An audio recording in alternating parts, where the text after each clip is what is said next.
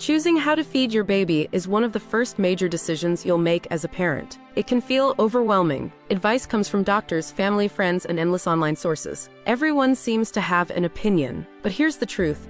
This decision is deeply personal, and the right choice is the one that works best for both you and your baby. Breastfeeding is often described as the natural standard for infant nutrition. Breast milk contains antibodies, immune-boosting compounds, and the ideal balance of nutrients designed specifically for your baby. It adapts over time, changing composition as your baby grows. Beyond physical nourishment, breastfeeding can strengthen emotional bonding through skin-to-skin contact and closeness. For many mothers, it becomes a powerful and meaningful experience. But breastfeeding is not always simple. Some mothers face latching difficulties, discomfort, low milk supply, or medical complications. It can be physically demanding and emotionally draining, especially without support. Sleep deprivation and the pressure to do it perfectly can add stress during an already sensitive time. Formula feeding, on the other hand, offers flexibility and structure. Modern infant formulas are scientifically developed to provide complete and balanced nutrition. Formula allows partners and caregivers to share feeding responsibilities, giving parents more rest and recovery time. It also provides clarity.